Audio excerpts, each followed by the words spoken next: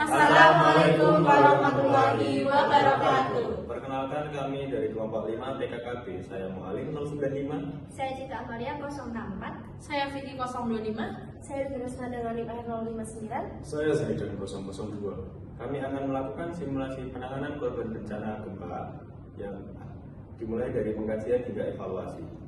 Selamat menonton.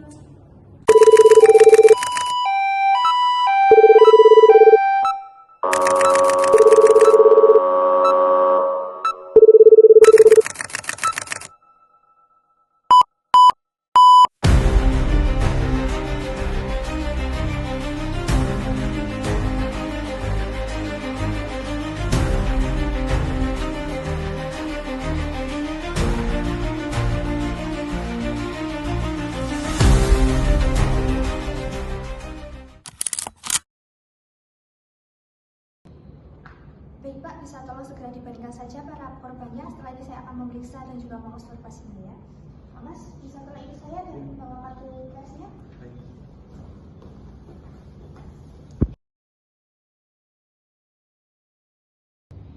Ibu, bisa mendengar suara saya? Ada yang dirasakan? Saya sakit sekali, Mbak. Baik, tolong dicatat ya. Di sini nampak ada fraktur terbuka pada bagian lengan bawah kanan, dan juga ada luka terbuka dengan pendarahan aktif.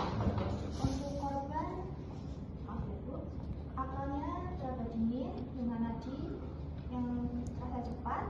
Untuk CRT lebih dari 2 detik, dan korban juga nampak pucat. Saya kategorikan ini sebagai dirasa merah dengan prioritas jam terutama ya. Ibu, saya izin untuk mengkaji lebih lanjut ya. Tadi di rumah apakah Ibu sedang sendirian? Apakah ada keluarga yang bisa dihubungi, Bu? Baik, korban nampak mengalami penurunan kesadaran dan juga sudah mulai lemas. Adik namanya siapa, Dek? Vicky ya? Adik merasakan ada kesakitan di bagian tubuh? Adik merasa cemas dan takut ya? Kamu bisa berjalan sendiri, Dek? Tadi pasien ini saya kategorikan sebagai triase jauh. Pak, Bapak, tolong dicatat ya. Untuk nafasnya Bapak ini sudah tidak terasa. Untuk nadinya juga tidak ada. Dadanya juga tidak terlihat ada pernafasan. Ya. Ya. Untuk pupilnya juga sudah tidak merespon cahaya. Untuk Bapak ini saya kategorikan sebagai triase hitam karena sudah meninggal ya.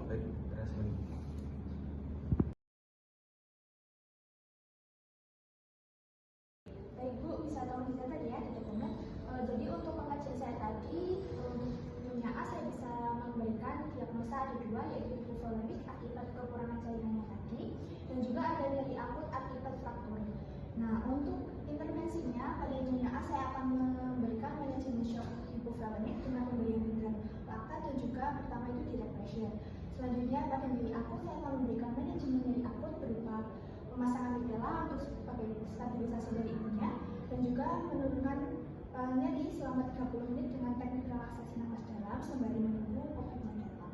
Baik, Mbak, bagaimana untuk intervensi Tuan B dan anak C? Untuk anak C karena dia hanya membutuhkan dampingan psikologis, dia sudah diberikan dampingan oleh para warga dan juga tenaga medis. Selanjutnya untuk Tuan B karena beliau sudah meninggal, beliau sudah diberikan sesuai protokol jenazah. Baik Mbak, terima kasih sudah saya catat semuanya. Terima kasih.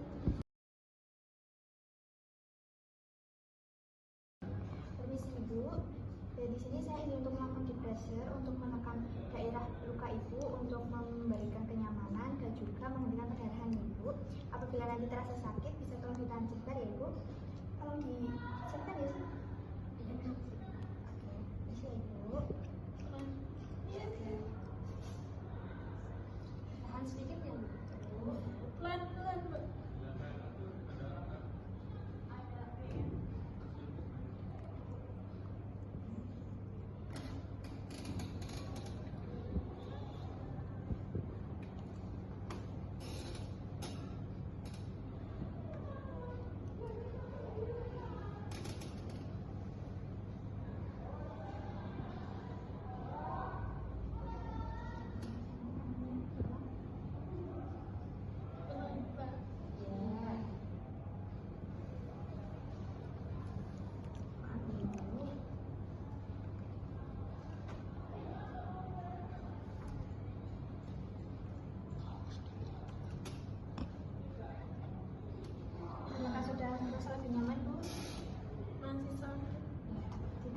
Ibu. Setelah ini saya izin untuk memberikan cairan infus dan juga pemberian obat ya. Setelah ini saya bantu untuk Ibu melakukan teknik relaksasi napas dalam supaya Ibu bisa lebih nyaman dan juga rasa nyerinya lebih berkurang. Ibu bisa tolong diikuti. Tarik nafas pelan, buang pelan. Sekali lagi Bu. Setelah ini observer akan memberikan pemantauan berkala ya. Permisi. Permisi Bu, apakah keadaannya Ibu sudah merasa lebih baik? Baik, menurut data dari observer tadi, kalau nadi Ibu sudah merasa lebih baik, sudah stabil, dan juga nadi sudah stabil, tekanan darah sudah stabil, dan juga CRP-nya sudah stabil. Tapi tangannya belum bisa digunakan ya, Bu? Jadi untuk tangannya Ibu itu nanti bisa kembali normal atau tidak, itu wewenang dari dokter ya, kita tidak bisa memberikan diagnosa sendiri.